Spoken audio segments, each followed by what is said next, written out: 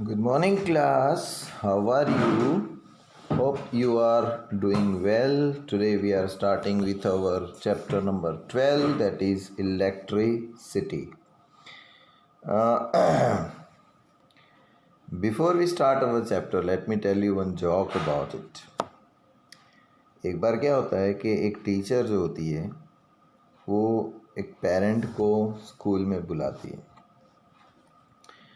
और पेरेंट को कंप्लेन करती है कि तुम्हारा लड़का जो है वो लेसन नंबर 12 में इलेक्ट्रिसिटी है, लेकिन वो उसको इलेक्ट्रिसिटी बोलता है। उसको कितनी बार समझाया, इलेक्ट्रिसिटी है, इलेक्ट्रिसिटी नहीं है। तो उसके पापा ने बोला, मैडम उसका कसूर नहीं है, बिकॉज़ वो इलेक्ट्रिसिटी को इलेक्ट्रिसिटी ही बोलेगा क्योंकि उसकी कैपेसिटी नहीं है। उसकी मम्मी टीचर फिर चौंकी, बेटा तो बेटा बाप भी कैपेसिटी बोलता है, कैपेसिटी को भी। उसके बाप को बोलता है, जाओ तुम अपने पापा को बुला के लाना। मतलब लड़के के दादा को बुलाया। तो लड़के का दादा आया, बोलता है क्या है ये? बोलते क्यों आपके घर में? तो बच्चा इलेक्ट्रिसिटी को इलेक्ट्रिसिटी बोलता है, उसके पापा कैपेसिटी को कैपेसिटी बोलता है। तो दादा बोलता है, मैडम इस बात की पब्लिसिटी मत करो। तो टीचर बेहोश हो गई। बोलता है पब्लिसिटी को पब्लिसिटी है ना, कैपेसिटी को कैपेसिटी और इलेक्ट्रिसिटी को इलेक्ट्रिसिटी। कैसे पढ़ाऊंगी मैं इनको? ओके चलो, अपने क्लास में ऐसा कोई नहीं है ना। Let us start with our chapter. Electricity has an important place in modern society. It is controllable and convenient form of energy for a variety of uses in homes, schools, hospitals, industries and so on. आजकल जैसे electricity है ना, वो एक जान हो गई है इंसानों की, है ना। सोच लो, अगर पावर नहीं है कहीं पर तो पेपर में अगले दिन ही ऐड दे देंगे कि भाई कल आपका जो इम्पोर्टेंट काम है वो आज फिनिश कर लेना, या कुछ मैनेजमेंट कर लेना, क्योंकि कल पूरा दिन इलेक्ट्रिसिटी नहीं रहेगी। अभी सोचो इलेक्ट्रिसिटी नहीं होगी तो क्या होगा।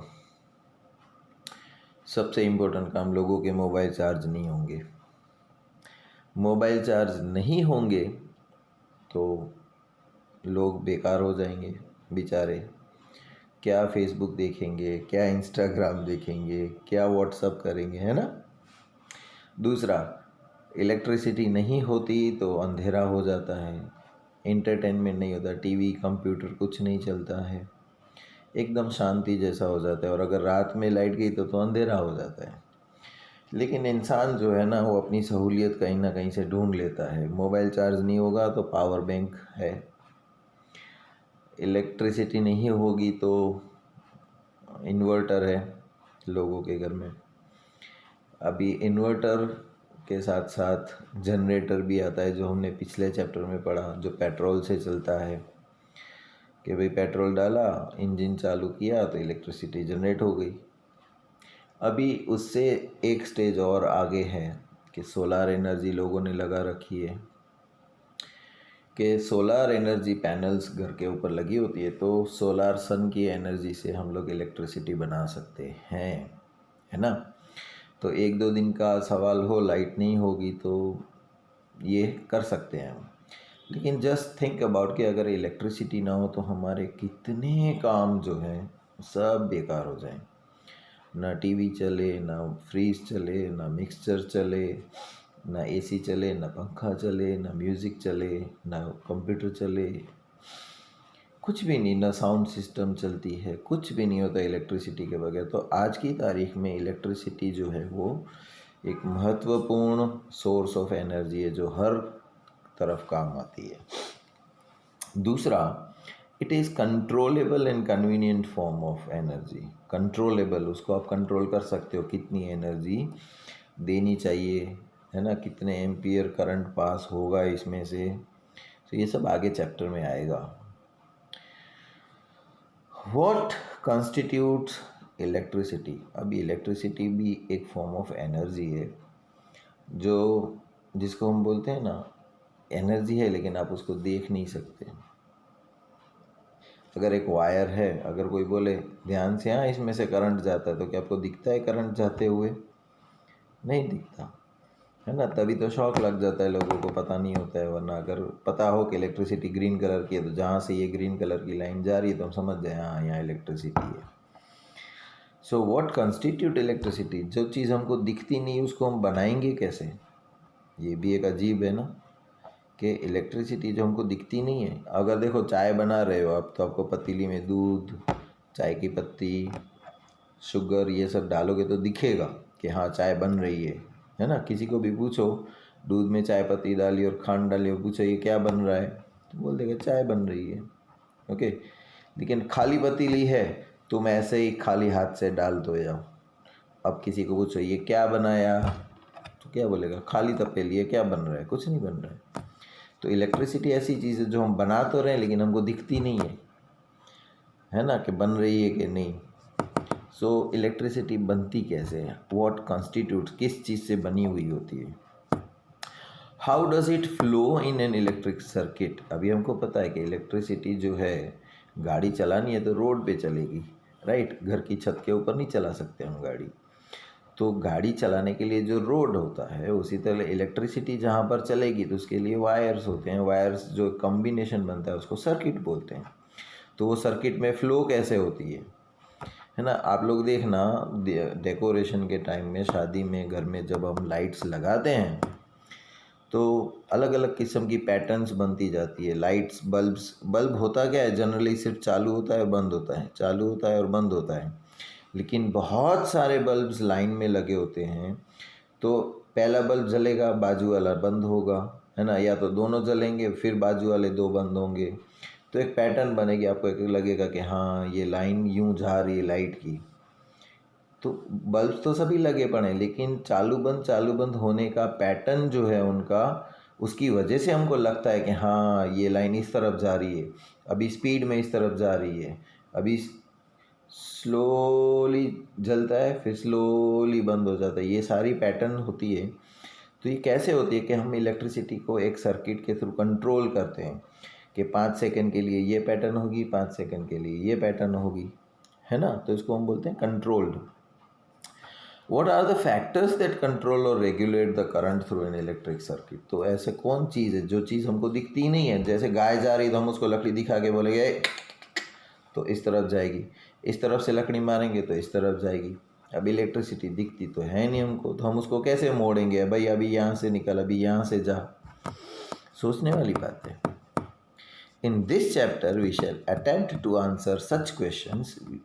We shall also discuss the heating effect of the electric current and its applications. अभी हमको पता है कि इलेक्ट्रिक वायर में से अगर इलेक्ट्रिसिटी जाएगी तो वो वायर गर्म हो जाएगा, राइट। मैग्नेटिक इफेक्ट भी होती है इलेक्ट्रिसिटी की, है ना। तो ये सब हम पढ़ेंगे, उसका क्या एप्लीकेशन है। Electric current and circuit, we are familiar with air current and water current. We know that flowing water constitutes water current in the reverse. Similarly, if the electric charge flows through a conductor, for example through a metallic wire, we say that there is an electric current in the conductor.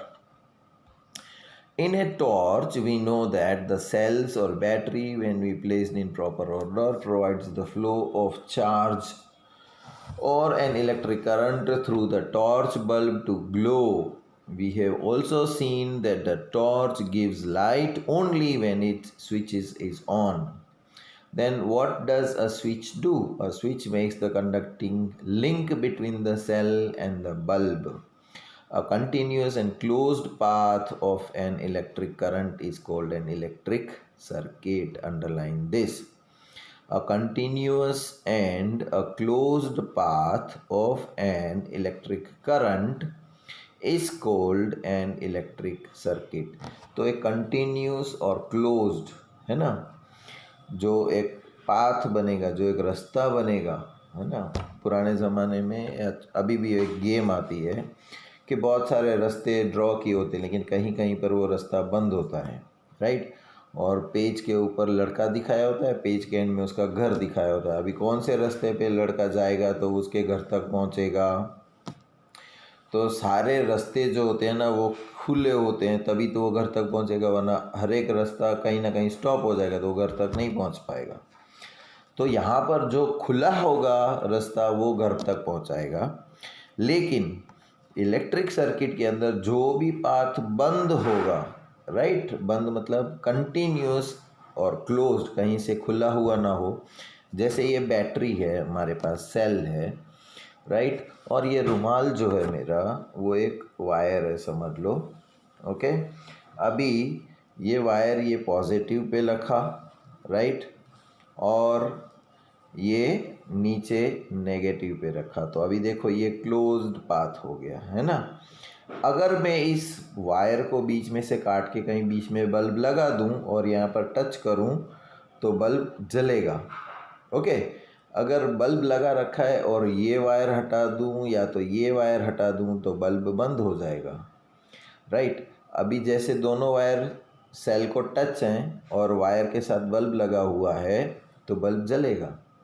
अब bulb ये मैं बार बार wire को तो ये वो नहीं कर सकता ना, हटाना या चिपकाना, तो उसके लिए मैंने क्या किया कि इसको तो कंटिन्यूसली फिक्स्ड कर दिया।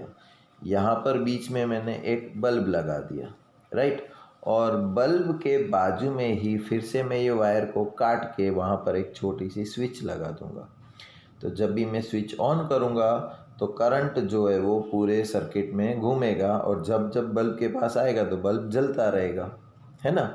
स्विच को जैसे ही बंद कर दूंगा तो जहाँ पर स्विच बंद कर दी वहाँ से वायर का कनेक्शन जो है वो कट हो जाएगा, वो वायर उसको टच नहीं करेगा एक दूसरे को, तो करंट जो है वो यहाँ पर आके रुक जाएगा, आगे नहीं बढ़ेगा। इसको बोलते हैं ओपन सर्किट। ओके, जब स्विच ऑन करता हूँ तो सर्किट क्लोज्ड हो जाती है, ये याद रखना। स्विच जब ऑन होती है तो सर्किट क्लोज हो जाती है, और जब स्विच ऑफ होती है तो सर्किट ओपन हो जाती है। तो ओपन सर्किट में से करंट नहीं जाएगा, क्लोज्ड सर्किट में से करंट जाएगा। Then how do we express the electric current, तो इलेक्ट्रिक करंट को हम पता कैसे चलेगा। So electric current is expressed by the amount of charge flowing through a particular area in unit time. तो इलेक्ट्रिसिटी क्या होती है, चार्ज होता है एक, है ना। एक चार्ज एक यूनिट एरिया बोल दो, या तो सेंटीमीटर या मीटर, जो भी बोलना है हमको, राइट। यूनिट चार्ज मतलब ये एक चार्ज है सपोज, राइट। एक चार्ज एक यूनिट एरिया में एक यूनिट टाइम में, या तो सेकंड में या मिनट में हम बोल सकते हैं, एक यूनिट, राइट। तो एक चार्ज एक यूनिट एरिया में एक यूनिट टाइम में जितनी बार घूमता है, पास होता है, उसको हम बोलते हैं फ्लो ऑफ करंट, इलेक्ट्रिसिटी।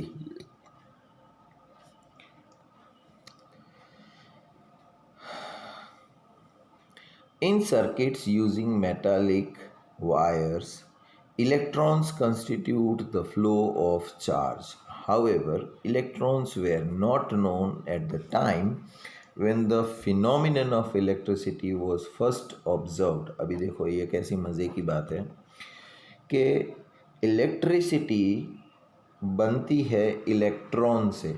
अभी आपको पता है कि अगर इंसान या कोई भी जानवर की बॉडी या कोई भी बर्ड की बॉडी या कोई भी इंसेक्ट की बॉडी लो, तो सारे के सारे जानवरों की, सबकी, इंसानों की सबकी बॉडी एक सेल से बनी हुई होती है ना।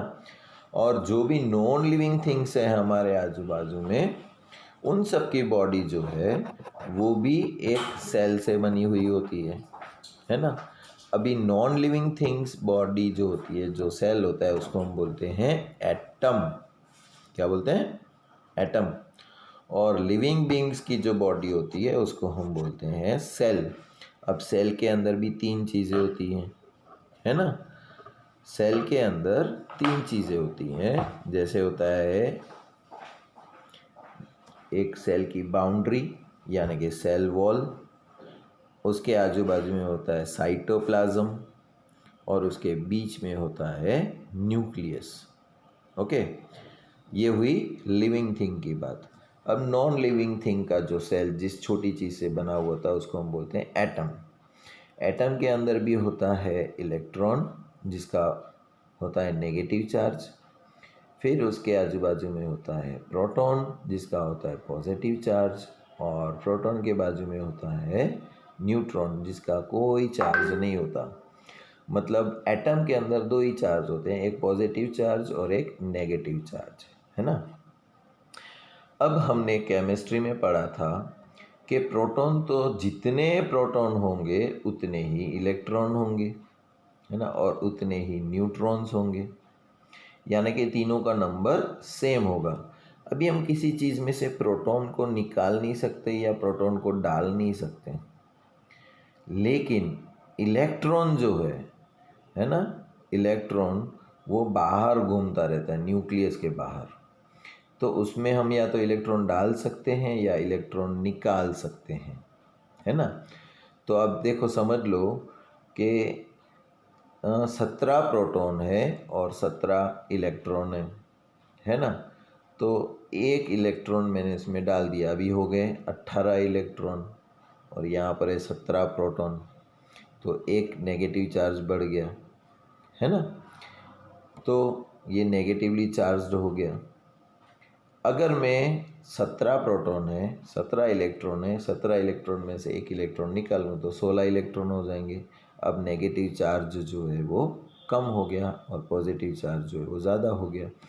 तो जब भी इलेक्ट्रॉन हम निकाल लेते हैं वो पॉजिटिवली चार्ज आयन हो जाता है, और जब भी इलेक्ट्रॉन हम डालते हैं, है ना, तो वो नेगेटिवली चार्ज हो जाता है।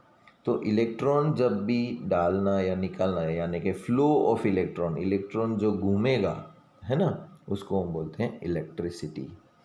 तो मेटालिक इलेक्ट्रिसिटी जो कंडक्ट कर सकते हैं, है ना, उसको हम बोलते हैं। अभी देखो 10th स्टैंडर्ड का साइंस का मैं कुछ पढ़ा रहा हूँ, तो 10th में अब भले फर्स्ट टाइम पढ़ रहे हो लेकिन आपको कुछ कुछ समझ में आएगा, है ना, कि what is electron, what is nucleus, what is proton, क्या घूमता है, कैसे घूमता है ना।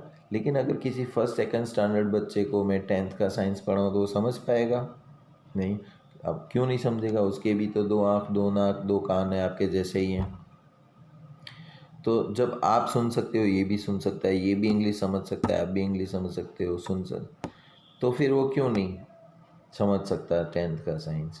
क्योंकि उसके दिमाग के अंदर वो चीज़ अभी क्लियर नहीं हो पा रही है। वो क्या इलेक्ट्रॉन होता है, क्या प्रोटॉन होता है, लेकिन आपको पता है क्या इलेक्ट्रॉन है, क्या प्रोटॉन है। तो जब भी मैं आपको पढ़ाऊँगा तो आपके दिमाग में बैठेगा, मतलब जो भी मैं बोल रहा हूँ नॉलेज जो है वो आप सीक्वेंस बना सकते हो, मतलब करंट जो है आपके अंदर फ्लो हो रहा है। जबकि वो बच्चे के अंदर करंट मैं कितना भी डालूँ वो दिमाग में वो बैठ नहीं पाएगा वो चीज़, है ना।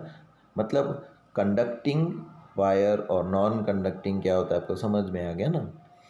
सो मेटालिक कंडक्टर जो इलेक्ट्रिसिटी को अपने अंदर से पास होने देते हैं उसको हम बोलते हैं कंडक्टर, और जिसके अंदर से इलेक्ट्रिसिटी पास नहीं हो सकती उसको हम बोलते हैं non conductor. Okay, so electrons constitute the flow of charges. तो फ्लो ऑफ चार्ज हम बोलते हैं, यहाँ से करंट पास हो रहा है, करंट पास हो रहा है मतलब इलेक्ट्रॉन्स पास हो रहे हैं, है ना।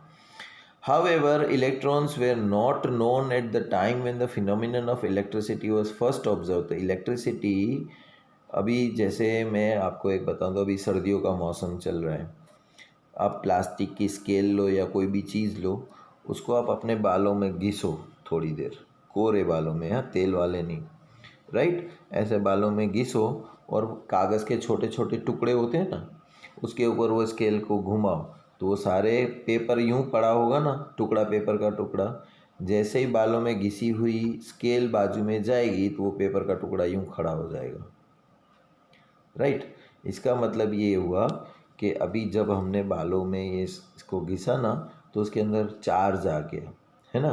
पेपर के अंदर भी इलेक्ट्रॉन्स हैं और इसके अंदर भी इलेक्ट्रॉन्स हैं।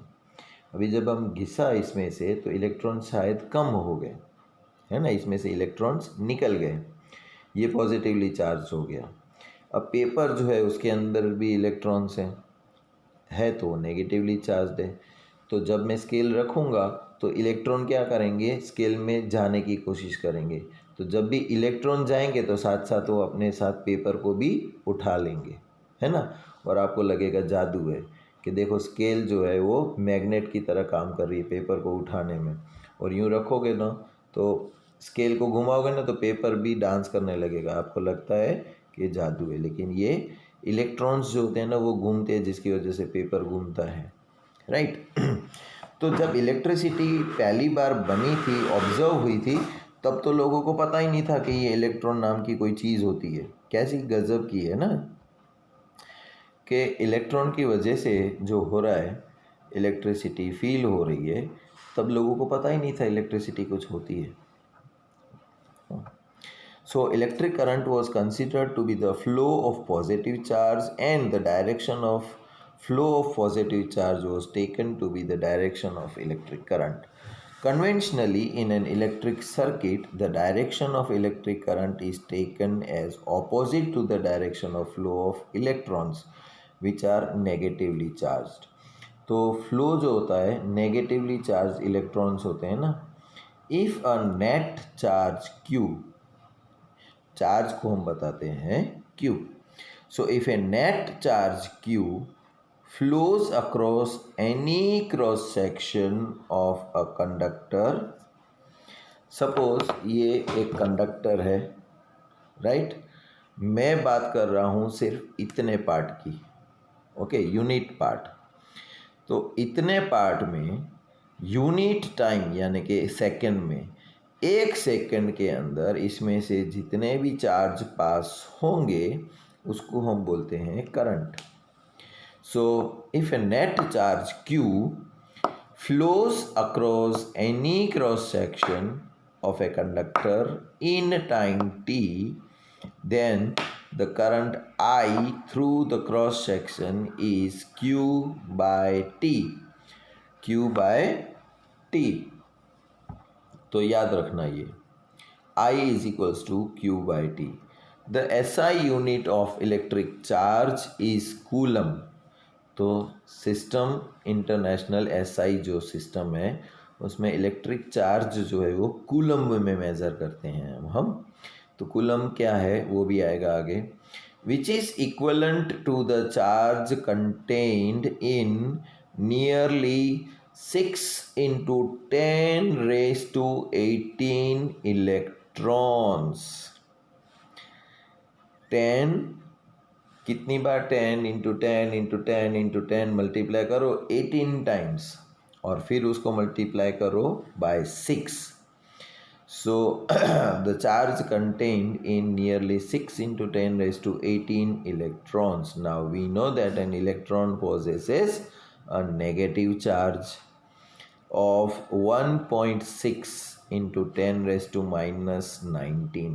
एक इलेक्ट्रॉन के अंदर कितना चार्ज होता है 1.6 into 10 raised to minus 19 coulomb. Okay, so the electric current is expressed by a unit called ampere.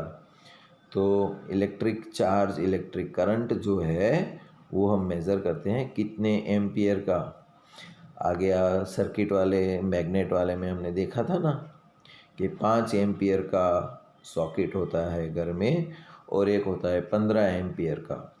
तो 15 एम्पियर का जो होता है उसमें हम लोग गीज़र चलाते हैं, टोस्टर क्या बोलते हैं, हाँ टोस्टर और ओवन चलाते हैं। उसकी स्विच बड़ी आती है ना, बड़ी स्विच मोटी वाली। और नॉर्मल जो होते हैं ट्यूबलाइट पंखे ने वो सब वो होते हैं 5 एम्पियर वाले, तो उसकी छोटी सी स्विच आती है अपने। सो एम्पियर क्या होता है, the current electric current is expressed by a unit called ampere, name after the French scientist Andre Marie Ampere, जो 1775 से 1836 के बीच में था। तो एक साइंटिस्ट था एंड्रे मैरी एम्पियर, है ना, उसके नाम से ही हम लोग इलेक्ट्रिक, क्योंकि उसने इसको डिस्कवर किया था।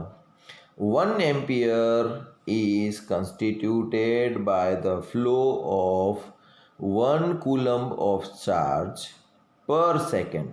तो 1 एम्पियर का क्या मतलब हुआ कि 1 कूलम चार्ज 1 सेकंड में जहाँ से भी पास होता है तब हम बोलते हैं कि 1 एम्पियर करंट जा रहा है।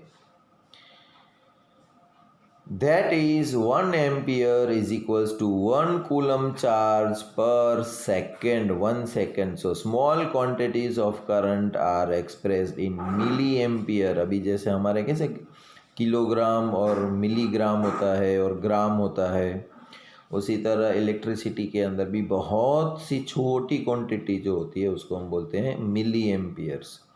सो 1 milli ampere 1 MA is equals to 10⁻³ ampere. और in micro ampere 1 micro ampere is equals to 10⁻⁻6। So milli ampere में और माइक्रो एम्पियर में कितना फ़र्क है? 10⁻³ एंड 10⁻6। ये वन लाइन में या कहीं पर भी पूछ सकते हैं, तो थोड़ा ध्यान रखना। Okay, now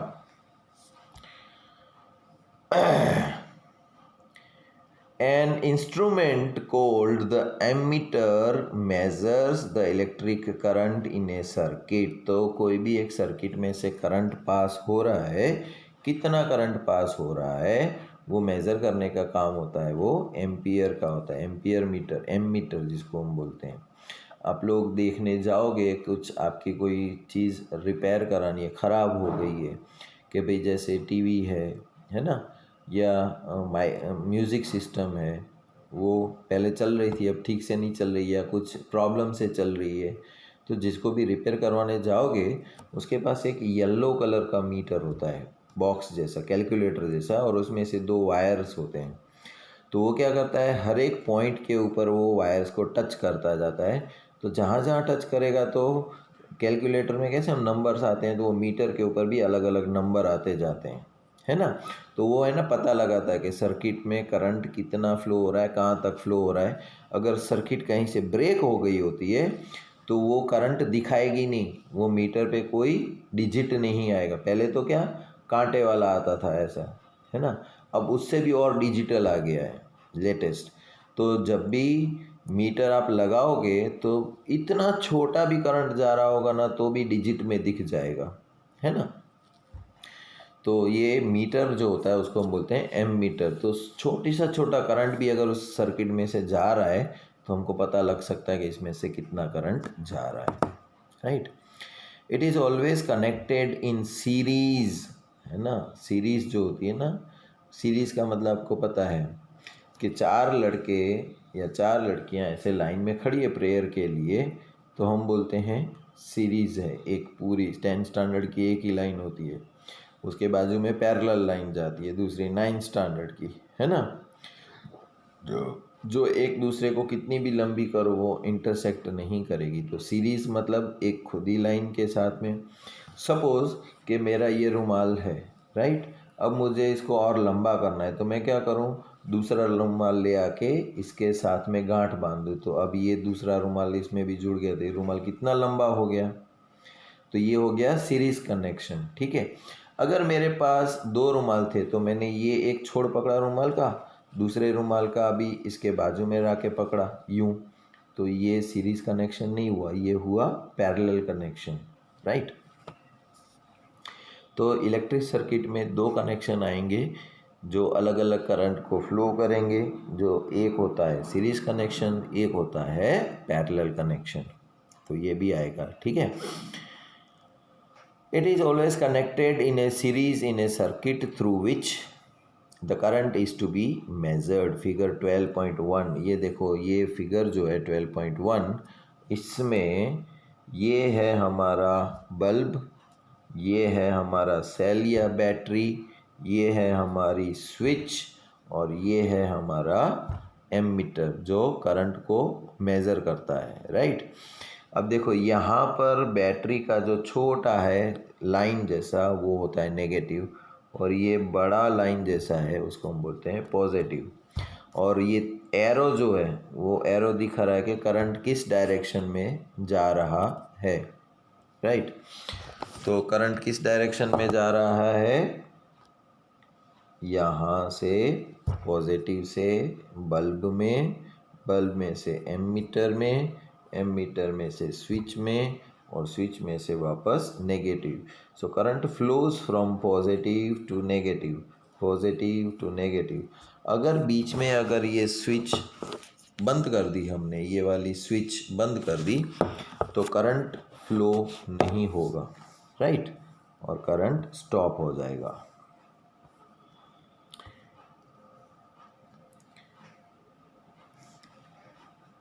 Figure 12.1 shows the schematic diagram of a typical electric circuit comprising a cell, electric bulb, ammeter, and a plug key. Note that the electric current flows in the circuit from positive terminal of the cell to the negative terminal of the cell through the bulb and ammeter.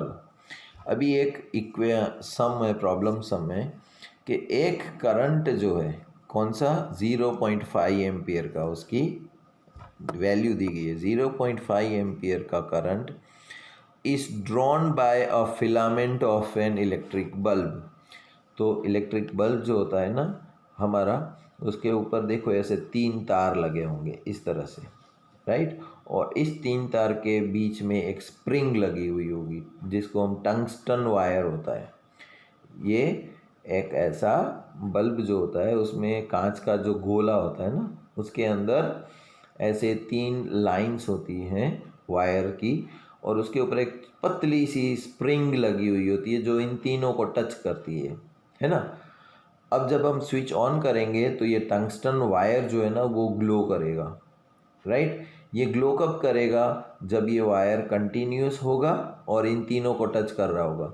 इन तीनों में से किसी के साथ भी उसका connection हट गया तो बल्ब ग्लो नहीं करेगा। क्यों? क्योंकि सर्किट ब्रेक हो जा रही है। ओके, तो ये टंगस्टन वायर में से कितना ड्रॉ हो रहा है? 0.5 एम्पियर ड्रॉ हो रहा है बल्ब में फॉर 10 मिनट्स। 10 मिनट तक हमने 0.5 एम्पियर का चार्ज या करंट जो भी है वो बल्ब में से हमने पास होने दिया। So find the amount of electric charge that flows through the circuit. तो वो सर्किट में से कितना करंट फ्लो हुआ होगा वो हमको फाइंड आउट करना है।